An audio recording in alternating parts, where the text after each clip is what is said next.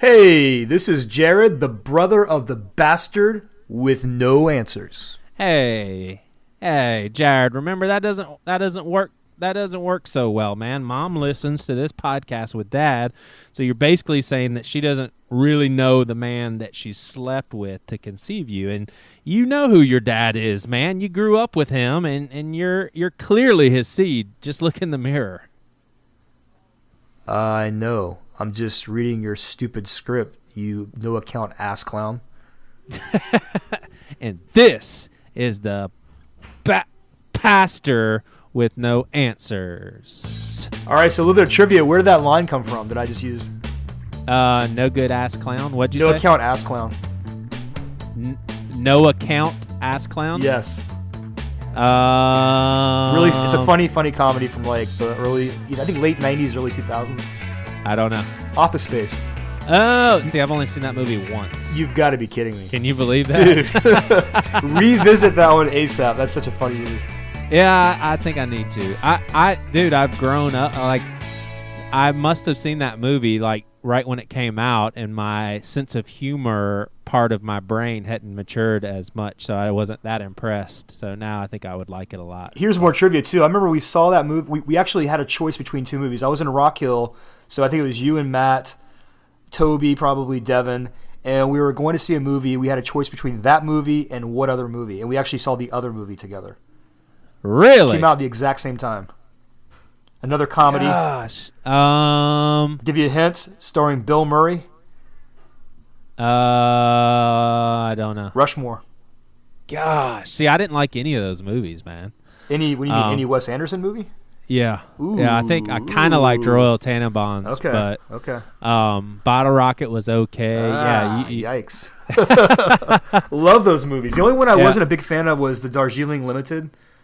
I thought that was pretty bad. But like, the most recent one, Budapest Hotel, was unbelievable. It's so worth checking out.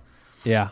All right. Well, I got a question to ask you here, but before we do that, I want you guys to listen up. We've got a musical sponsor, and I'm thinking this may be a regular thing, but you guys have probably heard of Bad Apple Records from the Bad Christian podcast. And I'm going to say, man, it's quite a treat to actually do a little ad here for music that you don't have to pretend like you like. It's really good stuff. So I'll tell you this. If you want to hear more of this music, you're going to go to allaroundthedinnertable.com. That's allaroundthedinnertable.com. But check out this song called Hungry Coyote. Look at this progress and still you cannot guess what we are going through. Anger, frustration, and my aggravation passes from me to you. Forget your reason, there is no season for an evil such as this.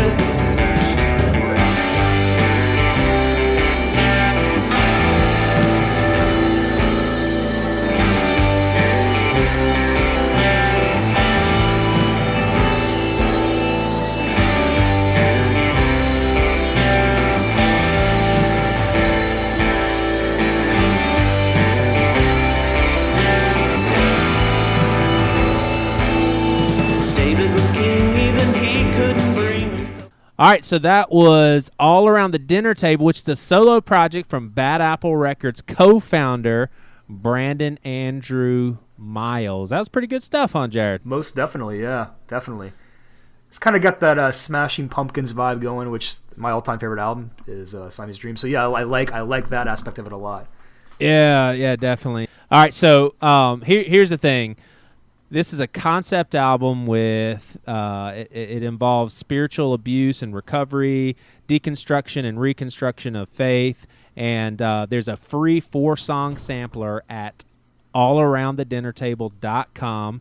And hey, there's actually going to be just awesome opportunities to go to a house show and stuff. So anyway, just email these guys, go to the website, get the free sampler. And by the way, at the very end of this podcast episode, we got that whole song for you. So if you like the snippet, hang out, till the end of this podcast, and we've got the whole song for you. So thank you, Bad Apple Records, for letting us talk about this song and this album, and you guys go download that sucker for free. Do it. All right. So, Jared, we were out to eat over Christmas vacation, and I thought it was really funny. We went to, and did you like it? We got that duck sandwich. Did you like it? I really liked it. All right, so you really liked it. The beer was awesome. Like the duck fries, it was like I think the fries were actually cooked in duck oil, and it had like a really cool cheesy gravy on it. Yeah, it was unbelievable. It was so good. Yeah, the fries really good and all that. Okay, Yeah. but. So basically, Priscilla and I had gone there before, and I think we split a burger, and the fries were good, and So anyway, at the end of the meal, it was me, you, and our wives. I paid for our meal. You paid. Me and Priscilla paid for our meals. I'm talking like it's the 1950s or something. No, but I paid for our meal. So I think I said something along the lines of, "Yeah, I don't think I really like this place that much." I remember that. and your response was, you don't like when people say that kind of stuff at the end of the meal. Yeah, I think I said something like, that I don't care for, according to Jerry Seinfeld. Yeah, so I could see that being maybe a rude thing for me to say if you paid for the meal, but what was that to you? Was that like a reflection on the whole experience? Yes, we were in that context. We were still at the table that disappointed you. So I felt like you were kind of ruining the moment. And my wife does it all the time. Like we'll have a meal and I'm loving the company, I'm loving the food. She's like, "Yeah, it was all right." And I was like, "Why do you have to say that now? We're still in that moment." Yeah, but I didn't say, "Hey, this conversation sucked, man. This was boring." To me, it's all part of the package. It's all part of the experience. So I guess for me, and this is going to sound stupid, if you had said the exact same thing the next day, it would be totally fine with me. But for whatever reason, we've just finished the meal, and that criticism just brought it down a little bit for me. So yeah. All right. Yeah. Well, hey, here's my formal apology. You sensitive piece of crap. All right. Hey, and this is gonna be funny if you are listening to this podcast episode right now. I was gonna say if you're listening, but no, you are listening to this. You were listening to it, and you heard the restaurant bleeped out because I want to support independent businesses, and this is a really cool restaurant in Charleston, so I don't want you to know what this restaurant was. So I'm asking Jared to bleep out that restaurant. But for the record, though, I really liked it. So right. No, and I think I don't know. I don't think I liked the sandwich, but I definitely liked the burger. All right, so anyway, we got a special two-parter coming up for you. It's not even going to technically be a two-parter. We're not even going to put on the iTunes, here's part one and here's part two, because there's two separate conversations, but both of them is going to have Mark Solomon from the Never Was podcast, and most importantly, someone that Jared and I have really looked up to and have appreciated for close to 3 decades. Oh, yeah. And then we've got Godless from the Metal Sucks podcast, a good friends of us from Bad Christian, and he's an atheist, and we're going to debate, discuss, hang out, and talk about God and whether he exists and why we think that he exists. So this is going to be fun, man. Jared, what does Mark Solomon mean to you? Well, he was on the cover of the very first White Throne magazine I ever got. So he was like my musical hero from like 89 to probably, I don't know, 2000. I mean, his lyrics were amazing. I loved his style, and the music was always killer. So yeah, he was like my musical hero growing up. Very cool. So we have officially defined bromance, and now we are welcoming our... That word should be banned from this podcast. I'm bleeping that word out.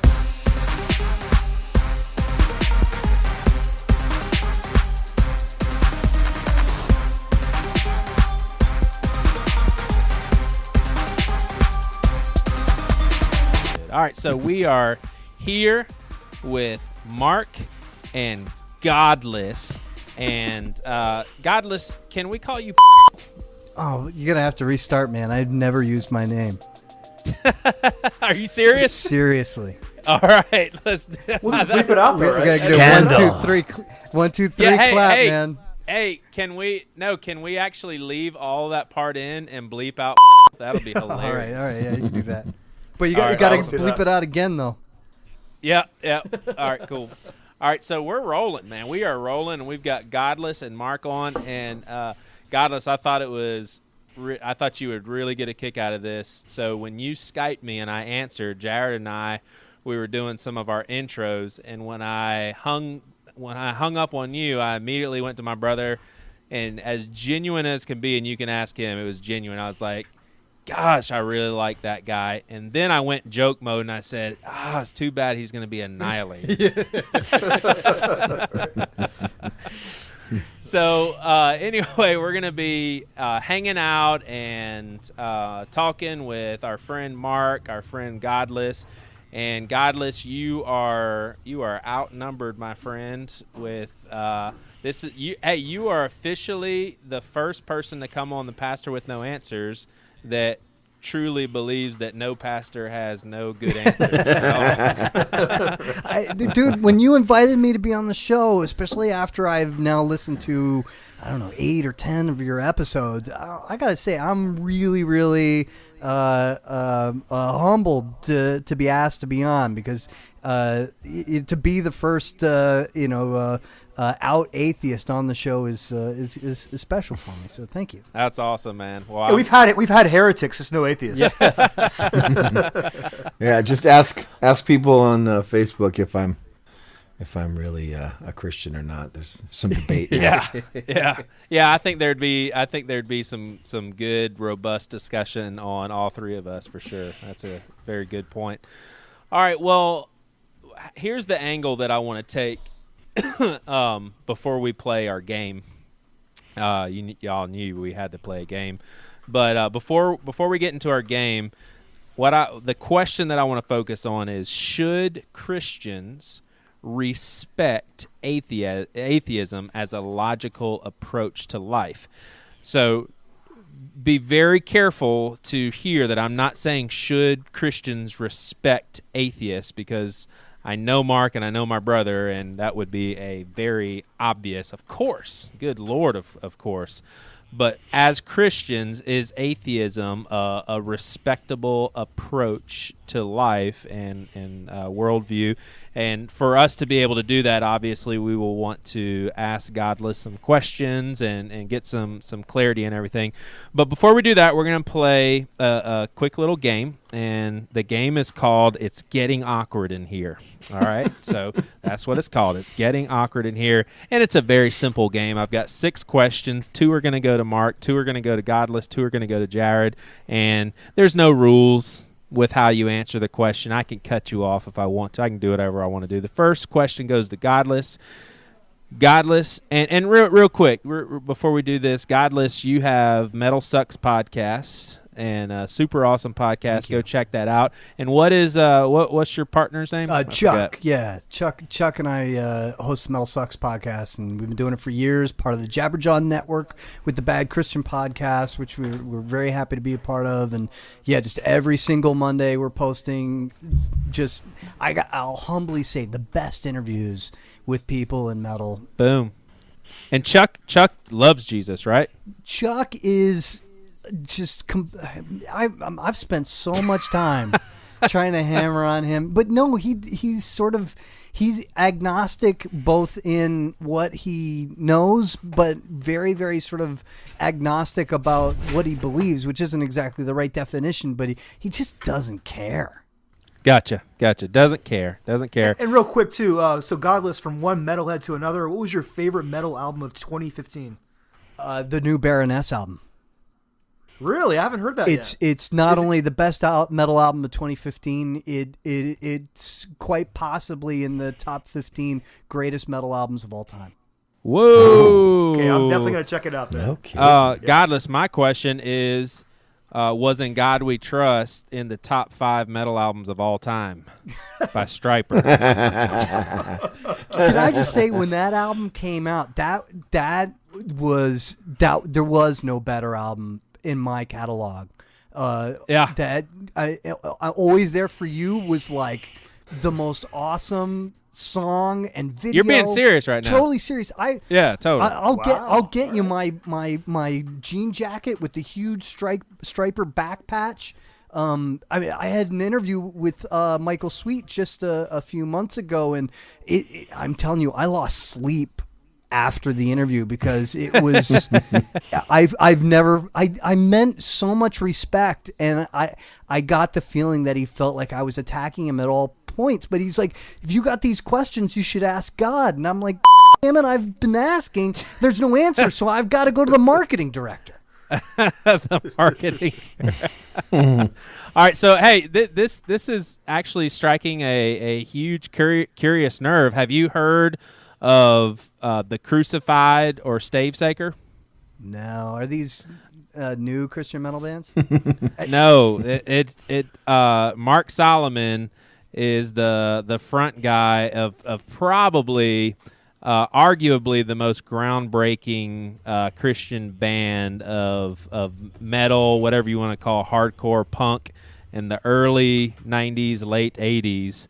But yeah, you got to check it out. That was my wheelhouse time, Mark. I mean no disrespect that I don't recall those bands. I will. No, that is all That's all right. right. That's all right. That's just we had really good marketing back then. We had really good marketing, and we knew not to waste all of our time with you. Vengeance Rising, all those bands. I was down. Vengeance Rising. Yeah, totally. That's from we gave them their first couple shows. They played with us back in the day, but we weren't really a metal band. We were a kind of a crossover. Started off as a punk band. Yeah. Now Roger Martinez is a Satan worshiper, right? Is that correct? I don't think he is anymore. I think he's now a real estate agent. I'm serious. 6 of 1. Very odd dude. But he's not a Christian? I have no idea, man. The last time I talked to him, he was trying to recruit me for an all-star band that he was trying to build. And the Crucified had just broken up, and I was just like, dude, I don't know. Yeah. Yeah.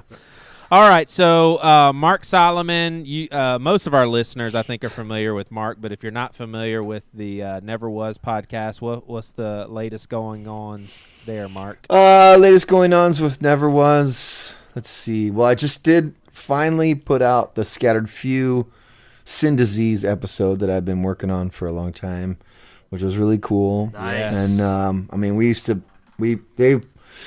honestly, we played shows with them and Vengeance in Southern California so many times that all of us would not be able to remember all the times. But yeah, we did that, and I have I did my sort of summary between myself and Mike Lewis of Giving Is Believing and Billy Power of Urban Achiever. We did a 3-hour podcast where we all just sat in a room and I don't know what you want to call what we did. Solved all the world's problems, as you can tell. I mean, I don't know if you guys noticed over the last couple weeks, but everything's better in all ways. That's us. Thank you for that. All right, so it's getting awkward in here. Godless, do you think C.S. Lewis is a dumbass? Yes, absolutely. There is, and what's so great about C.S. Lewis, however, is that he has been brilliant at like lacing all of his absolutely inane logic in just the right way that it's highly, highly quotable by people who would like to convince themselves that they're intelligent as well. And it's just stupidity compounded on stupidity. So C.S. Lewis is awful. And I would challenge anybody who would want to just sit down with some of his wacky ideas and just write down the logic that happens, and you can't follow it. I promise you, I've tried. I have tried. This episode is going to be so much fun. All right, Jared, are you acting nice to Godless right now? Because before we started recording, you asked me why we had to bring on an atheist piece of manure to the podcast. Now, why is that? Is this a trick question? No, it's getting awkward in here, and I knew Jared would feel really awkward with that. That's not true, but it was funny. Mark, is anyone on this Skype call going to miss out on heaven? I don't know. I don't know the answer to that. All right, We're- Godless, Jared. We're all still alive. thinks Jesus. Yes. Godless, Jared thinks Jesus is the only way to the Father. Do you think he is stupid? Bring it. I'm going to say this. I used to think the exact same thing, and I don't think I was stupid when I thought that. There were very good reasons for why I thought that. So I don't think I was stupid at that point. I think I was I think I had so much hope that I allowed it to cloud my ability to reason, and I don't think that there's any. I don't think that that's. I think that's somewhat admirable, and I don't think that that's a terrible thing. I just think that it's. As it is now, there's a gentleman by the name of Matt Dillahunty who says a really great thing, and it's highly quotable. He says, "I want to believe as many true things and as few false things as possible," and I concur. Gotcha. All right, Jared, one of these is not like the others. Jim Baker, Jimmy Swaggart, and Godless. Boy. I'm going to have to go with Godless because I don't think he's building any kind of like Christian theme parks anytime soon. So. Mark, are Godless's attempts to do good things like filthy rags in the sight of God? In the sight of God? Yes. Yes. All right. It is getting awkward in here. Good job, guys. Everybody was very honest, and everyone, I think we're all warmed up. So we are focusing on the question, should Christians respect atheism as a logical approach to life? Now, as a co-host to this with my brother, I also want to put a little bit of parameters, and just please allow me to interrupt if needed. I'm not trying to be jerky, just wanting us to kind of stay the course or jump to something else, and I could make bad decisions, but that's okay. So I want you to be as brief as possible, Godless, when I ask you, can you please make a clear distinction between atheism and agnosticism? And the reason I ask that is, in my seminary studies, I was told that atheism is when someone says there's no possible chance for God. Is that true? That is absolutely not true. And I should add, if this is going up, this is going on live on the internet Monday, January 11th. And if anybody has questions at 6:30 p.m. Eastern, I'll be on Twitter at Godless Speaks, hashtag PWNA. I'll spend an hour. We can, we'll live tweet the episode or something. I'll be more than happy to answer any questions. But so real quick, there's Gnosticism versus agnosticism, which is what is it that you know. So if you know that there is a God, or you know that there is not a God, that would be not Gnosticism. If you don't know, that is agnosticism. Now, the question of theism or atheism comes down to, what do you believe? If you believe that there is a God, then you are a theist, and but if you don't believe that there is a God, then you are an atheist. Now, to combine the two, just to add clarity, if you know that there's a God and you believe that there's a God, then you are a Gnostic theist. If you are, gotcha. Does that make sense?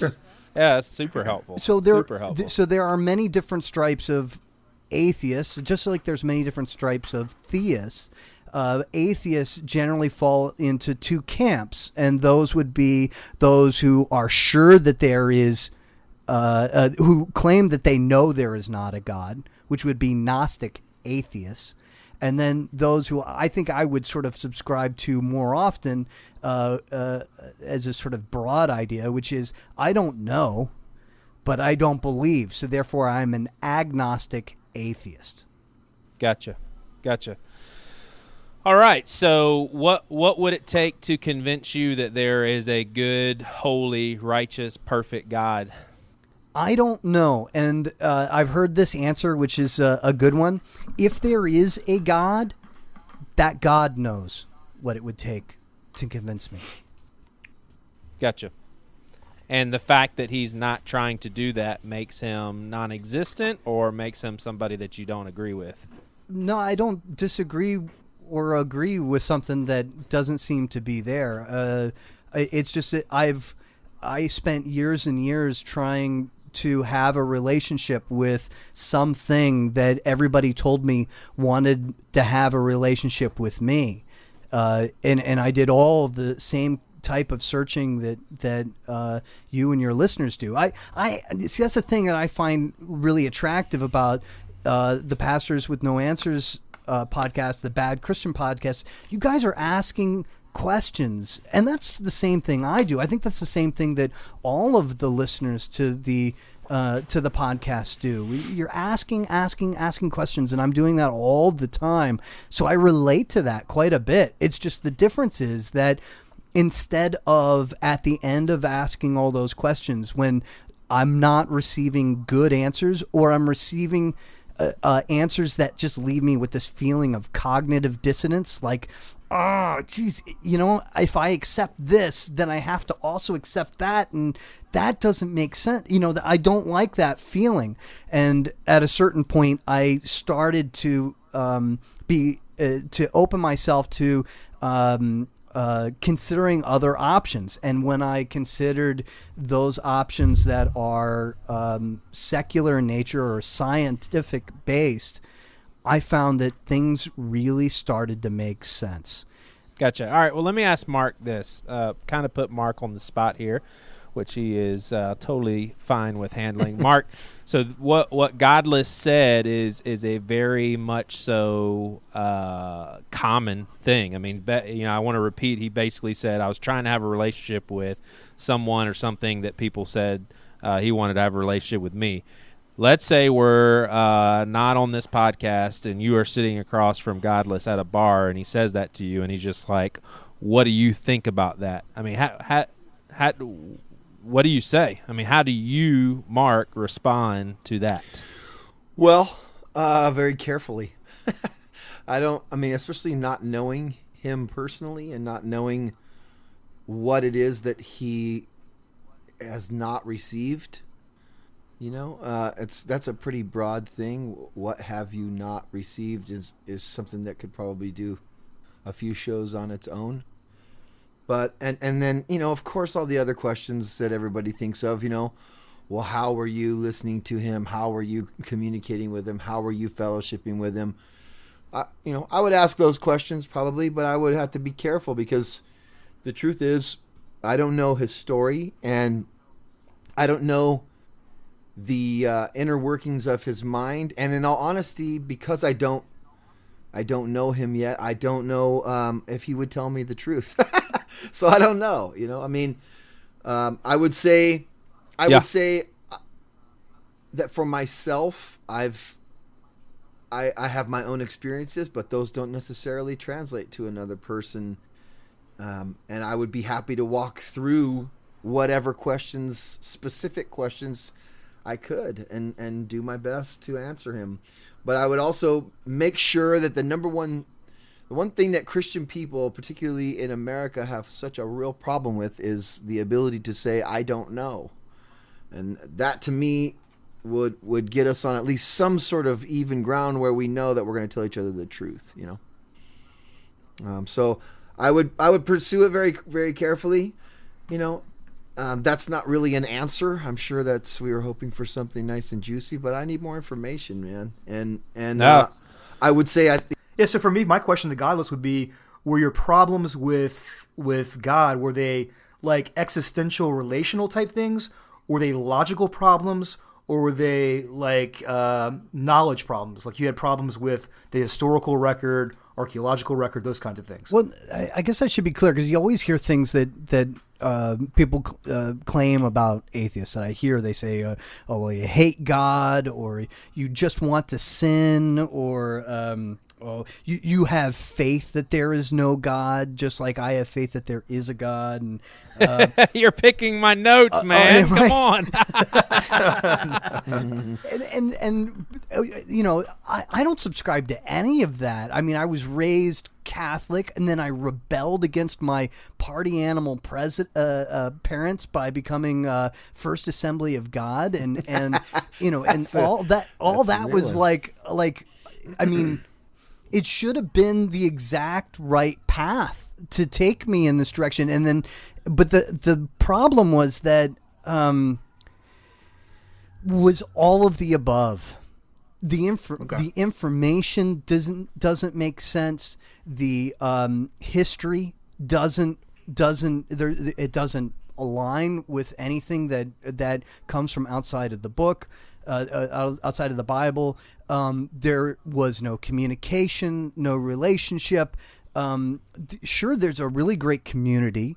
There are some interesting lessons that come from the Bible, and there's characters that are admirable. There's a ton of characters that are not admirable, including God himself and a good chunk of it.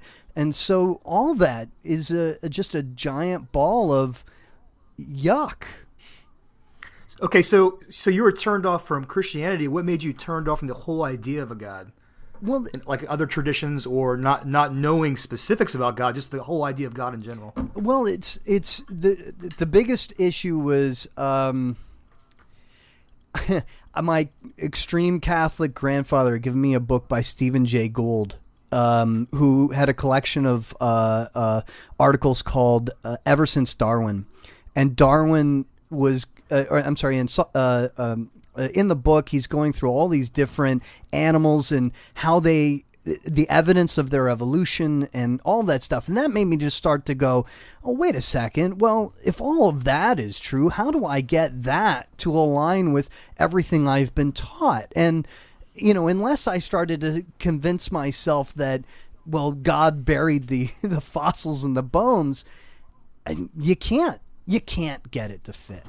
And so as soon as that all started to come together is when I started to sort of almost have like a physical relief from trying so hard to get this puzzle to come together that the pieces don't quite align.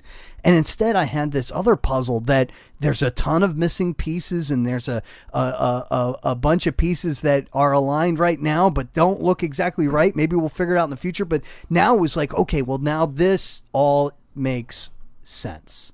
All right, so Jared, with the fossils and evolution and all that stuff, so from a scientific perspective, so let's just assume, and I think we can rightly assume that Godless has looked into the scientific aspects of the debate, the design, the meticulous craftiness of the cell, and just all these things that me, you, and Mark see as there's got to be a God.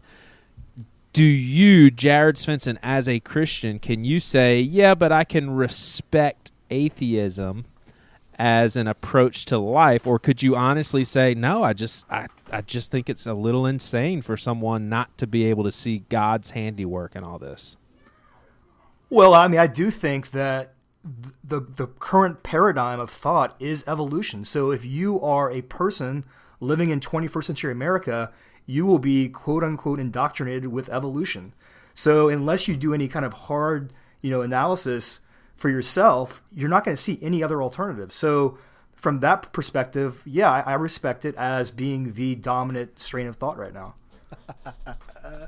That's what are you laughing at? Oh, I'm just hilarious. I love that whole evolution is we're all being indoctrinated. I love these words, indoctrinated. No, that's what you get in public schools. That's what you get. Evolution is as hey, real quick, Godless. It's evolution, but go ahead.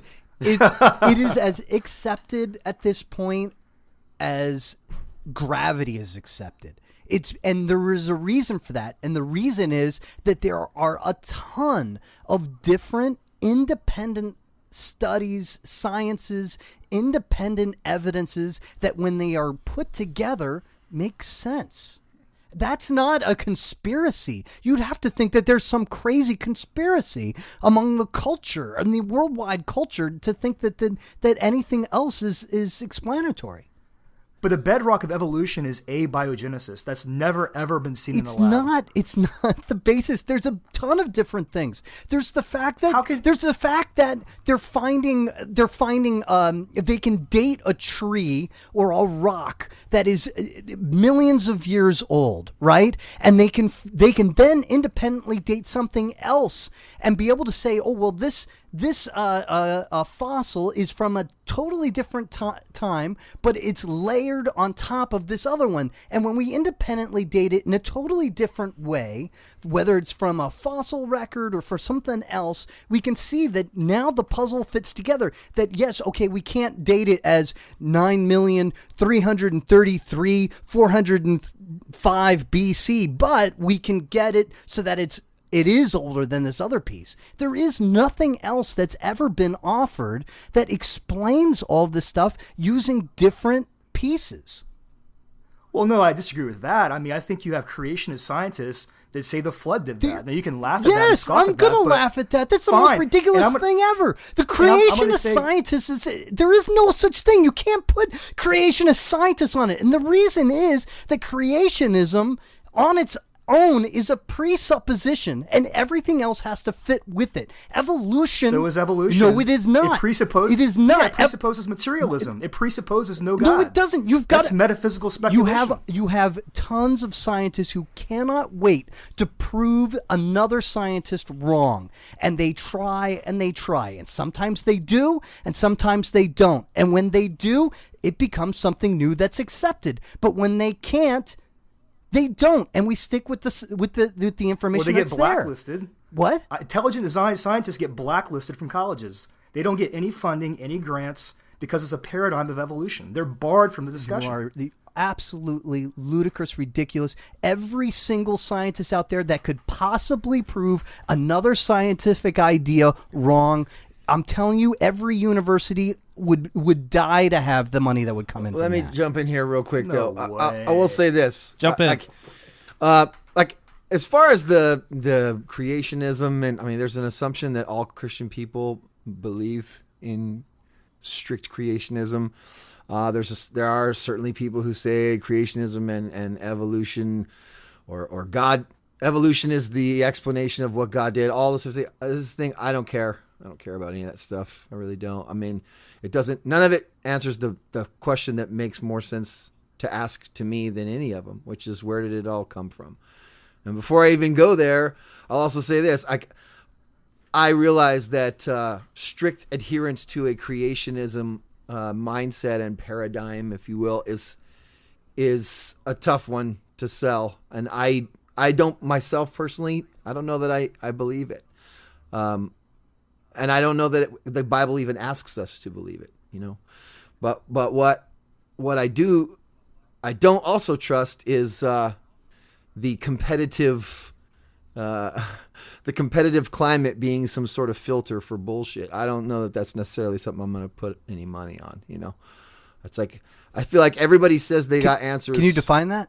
Yeah, sure. I mean, I'm not, just because one person is allegedly itching to prove another person wrong doesn't mean that we're going to suddenly get a pure answer all the time. It's just, if that's the case, then that's like the creative market or something. I don't know. It's a competitive market. It's like using the capitalistic mindset. To me, it doesn't work as something I'm supposed to accept just out of hand, that because scientists are eager to prove each other wrong, that's suddenly going to make sure that I get the right information. I don't know that I necessarily believe that. If I went to my driveway, right, and I sit down in my car and I take my keys and I jam them in the radio and the car doesn't start, then I know I'm doing something wrong. Something's not clicking. And I'll keep on trying. I might call up a friend and, hey, how do I start this car? Oh, yeah, you don't use the keys, man. You just need to, you sit on the steering wheel. All right, I sit on the steering wheel. Oh, that didn't start it. I guess I had to call somebody else. You keep on asking and you keep on trying and experimenting until you get something that works. And then when you find that works, then you keep on asking and trying to find something that will continue and will work even better. So you'll never get the right answer in science. And that's, talking earlier about you got to be able to say, I don't know. And I don't know is the basis of everything related to the scientific method. I'm not sure. I don't know is all what scientists are trying to challenge themselves and each other with all the time. Creationism is absolutely the opposite, and it's holding back everybody else. Yeah, but that's not what I said. Stunting. It's not what I said. That because these people are allegedly so competitive that they're going to be looking to disprove each other. I'm simply arguing that that's not enough of a filter for me to say that the true answer is going to come out all the way. And I'm going to say it's not going to even happen. Period. Well, I don't know. I mean, maybe it does. It's in a paradigm, that's not what's going to happen. It feels more satisfying to say it will always happen or it will never happen. I don't know. Maybe it does sometimes. Maybe it doesn't. It still doesn't answer the big question for me, which is where did it start? And nobody knows that answer. And until they do, it's just. Well, let me ask this, Mark, because that brings me to a question that I had, and that is. You, myself, and Jared, we believe that an eternal God has always been, and that we can't really understand what that looks like, but that's what we believe.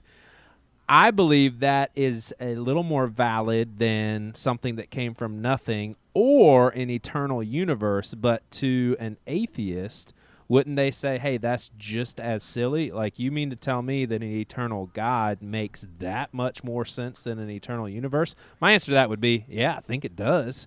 Because if you have an eternal God, that means, man, there's a lot of stuff that we just don't understand. An eternal universe, that just is like, well, how did that happen? That's not even accepted by scientists anymore, though. What isn't? An eternal universe. No, nobody accepts that? I mean, I'm not going to say nobody, but I mean, the Einsteinian models have a definite beginning to the universe. So that's pretty much all that's accepted in science now is a beginning? Much. No, hold on, because then there's... Well, Hawking's has the idea of the oscillating universe. You also have the... multiverse. And multiverse, right. Yeah, I mean, really what it comes down... That's all speculative. Yeah, exactly. We don't know. Right. We really just don't know. So that's all I'm really shooting for, though. It's just... nobody knows. And then, like, if you're building a house, but no one can agree on what stick of measurement we're going to use, how are you ever going to be finished with this house? How are you ever going to be sure that the angles are correct? I mean, I get it. It's not like we're talking about a bunch of dudes just sitting on a park bench speculating over the creation of the universe. I understand that much more intelligent people than myself are studying this thing. But the bottom line is that how it all started is still an unknown, and therefore the question will remain valid. Is there a God or not? I mean, it's just as valid of a question as anything else.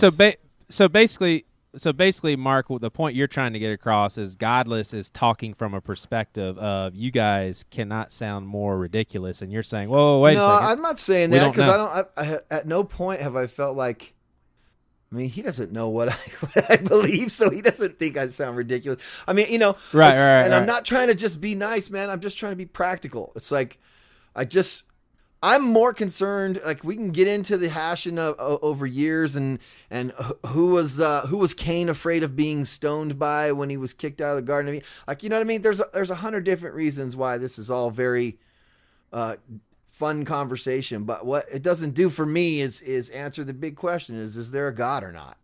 And I believe there is, and that's the only thing that makes sense to me. Now, my challenge is to find a way to show someone through my love and selflessness that being is real. Now, is there any way that you believe, Mark, outside of personal experience with who you believe in? You have to maybe clarify that question a little bit for me. So basically, if you didn't have any personal interaction with God, would you believe based on what you've read and have been taught? Or would you say at the end of the day, if I haven't interacted with this God I believe in, I wouldn't believe?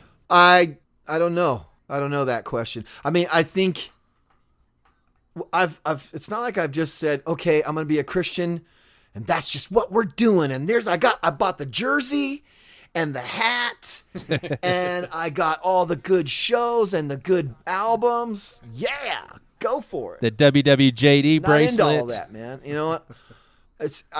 I do think about things. There's a book by a guy named David Dark called The Sacredness of Questioning Everything. I love it. It's brilliant. Because the premise being truth is not afraid of being questioned. I'm not afraid of science. I'm not afraid of science explaining the way God did something. But I still, for me, just empirically and just like try to remove, and I know I don't know if that's possible because of my whole life. You know, we're talking, I'm essentially 100 years old at this point. I've lived a lot. A lot of my experiences are going to influence me. But I truly believe that because I can't see all of this happening without some sort of being putting it into motion. That's the only thing that makes sense to me, because it's really one or the other. It's this being that exists outside of time put this all in motion, or nothing and then something. Both are very, both require a little bit of leaps. Both are miraculous. But I think for me, but I think it's a false dichotomy, because you've said Why? Because you said either something started it, and then for some reason you enjoy the luxury of not defining the beginning of that thing, and that's okay. But okay, and then the second choice is something came from nothing. The second choice is a false choice, because while that might be possible, who knows? It might be that something was always there, or it might be that nothing is what we're experiencing. Who knows what it is? You know, it's Sure. a million different possibilities. And so I think the difference is either having this being willing to subscribe to the God of the gaps theory, basically saying, I don't know, therefore God, or being humble enough to be able to say, I don't know. See, but And until something out there is willing to show itself in some way, I got to stick with just, I don't know. I believe that's misappropriated. I'm not saying I don't understand, therefore God. I didn't say that. You know, and I'm also not saying I don't understand, therefore science. I mean, which God of which gaps are we talking about here? There's plenty of them, and as far as I know, the God, the being that I believe in, because it makes sense to me, I'm willing to hear otherwise.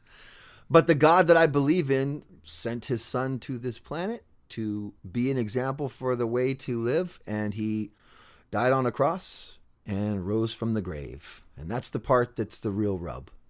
You know, that's how I believe he revealed himself, through his word, and his word became flesh. That's just the only thing that makes any sense to me, other than we're just out here in the cold wandering around. And if that's the point, I mean, I got a bunch of other questions. If there is no God, I got a ton of questions that I need answered. Oh, yeah, enjoy it. It's such a relief to have questions that, at least by asking them, you think you might have a chance to get closer to the true answers. Absolutely. Rather than just saying, I don't know, but this makes sense, which is going to get you nowhere. You're stuck. But at no point... And you're stuck, unfortunately, with something that at the end of the day isn't true. I don't think I'm stuck, though. I don't feel stuck at all. I'm always down, man. I'm down to hear it. But I still can't figure out why I should give a shit what anybody else thinks about what I do or say at all, unless there's some sort of purpose for all of it. It doesn't make any sense to me. And I don't believe in a moral code that washes over the whole, all humans. I don't believe in that stuff. It doesn't exist. And I can see that it doesn't exist in my daily life. Why can't your purpose, as you call it, be self-directed? All right, well, let's get into that on the second part of the conversation. I want to ask you, Jared. You gave me a book that basically, was so scientific. A lot of it I didn't really understand, but then the 60% that I did understand, it was very awesome. And it pretty much, to me, I'm reading it and I'm like, okay, this is from, a fellow human being. And I mean, sure. So I think someone like Godless would maybe say, well, yeah, it's a lot of propaganda, and but it seems just like a lot of scientific fact of how I don't see, in my finite, very limited mind and ability to comprehend, I don't see how all of this is by chance, or I'll even say outside of like a very meticulous design. Godless, all that stuff. We're not going to take the time to describe how impossible it would be for DNA to form and the amino acids to line up and all that stuff. So how do you explain away all the meticulous apparent design that seems impossible? And I will throw one analogy out there, and that's the whole, if you saw a simple message drawn out on the beach in the sand with a foot that just said, "I love Sandy," you would just assume someone went out there and thought about a girl, Sandy, that they love her, and they just drew that. You would not think, man, over the last 200 years, that just kind of happened to be out there. You'd be, no, a human did it. So with what you know about DNA and that sort of thing, how can you not believe God, put that together and made that form of communication? Well, you got here another version of the watchmaker argument, right? The idea that sure. But see, this is kind of tough to explain, so I'll try to go slowly, both for my own sake and for everybody. And we else's. have Kirk Cameron that's joining us in the next 5 minutes too. But the problem with the analogy is that we only know that those letters read "I love Sandy" because we have something to compare it to. If there were just etchings in some other language that we don't understand, we wouldn't know what to make of it. It wouldn't necessarily look like it was designed at all because we don't understand the language. So the problem with this is that when you try to compare it from, "I love Sandy" written on a beach, and then you compare it to, "Oh, well, look at this beautiful newborn baby. How could you say that is not designed?" The problem is that we don't have another type of humanoid being to compare it to that did have a design. Does that make sense? Am I explaining that right? Not really. No. You're not being a good teacher here, Godless. I'm trying. So the second, I'll sort of move to another part of it. The problem with design as well is that when you say, "Hey, look, here's this evidence that this has been well designed," at the same time, there are just millions and millions and millions of examples of non-design where it's obviously not been designed.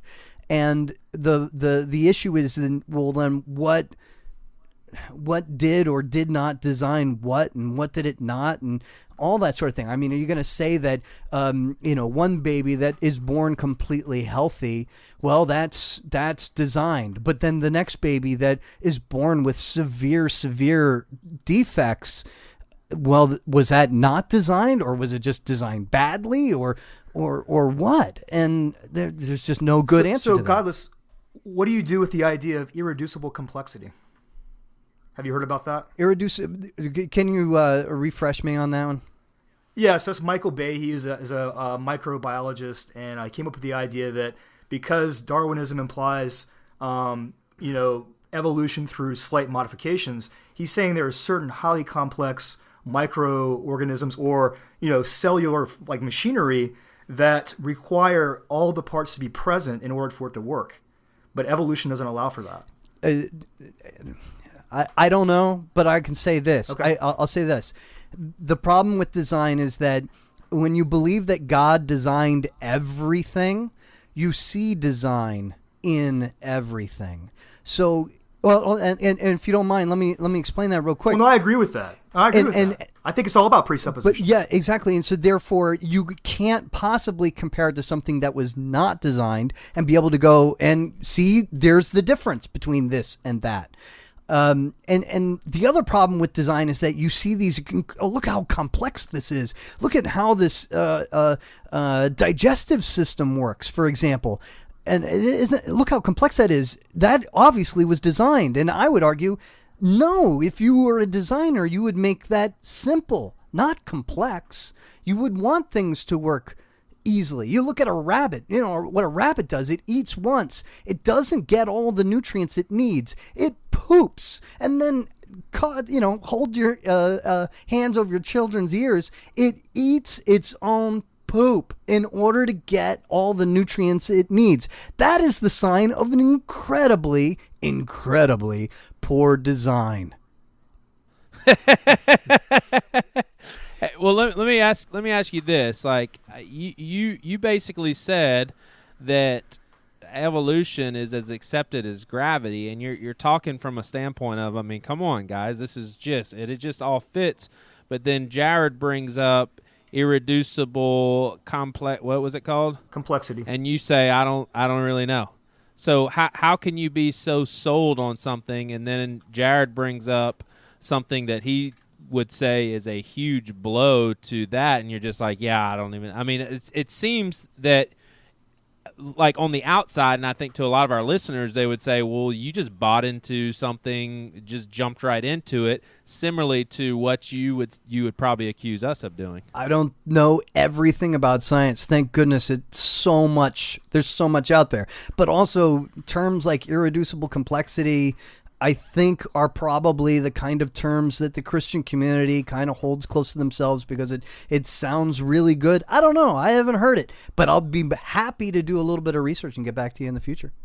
Well, I think that's really key, though. You haven't heard about it because what I view as the evolutionary paradigm bars that kind of discussion. Those guys don't get funding. They don't get heard. They don't get any kind of platform. That's ridiculous. That's absolutely ridiculous. Are you trying to tell me that? The Christian community does not have enough money to fund the research of something like a scientific experiment? What was the name of that Ben Stein documentary we saw? Expelled? I think Expelled. Yeah, check that film out. It basically it documents multitude of cases where scientists are trying to think differently, do different things, and they don't receive any grants. They lose their tenure. They get fired from the universities. They don't get any publishing.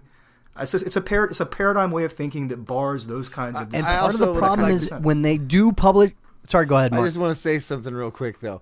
The Christian community having enough money, it's really not a green light for anything happening. I don't know where that idea came from. Okay. You got missionaries all over the planet who can barely get enough to eat and perform the duty that they believe are living out on the ground. They can't get the funding. So the so-called Christian community and all of its unnameable wealth doesn't really apply. It's like, let's make sure we know what we're talking about here. It's not. There's no team. All right, guys, we're gonna end it there with that reflection, and we're gonna catch you guys next week as we have Godless and Mark Solomon join us, and we're gonna keep this thing going. This is too good to stop and cram all in one episode, so we're gonna hear and more from these guys next week. Yeah, thanks, guys, and like I said, I'll be on at Godless Speaks #PWNA at 6:30 Eastern to answer any questions that I possibly can. I don't know everything. Well, I do know everything, and you can email me at thetwilightzone@ineverwas.com.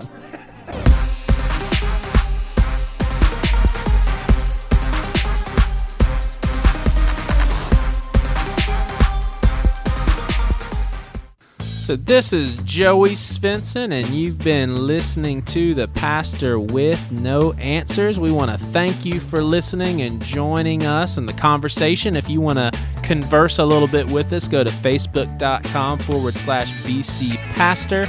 And we also have a Twitter handle at PWNA Pod. And don't forget dancoke.net. Coke is spelled Koch. That's dancoke.net. That's where this music comes from, and we love it, and we want you to go to that website if you're interested in Dan making your music. Thanks again, and next week, you're going to be in for a huge surprise of what we're going to talk about. Not really, but it's going to be pretty awesome. We'll see you next week. Look at this progress and still you cannot guess what we are going through.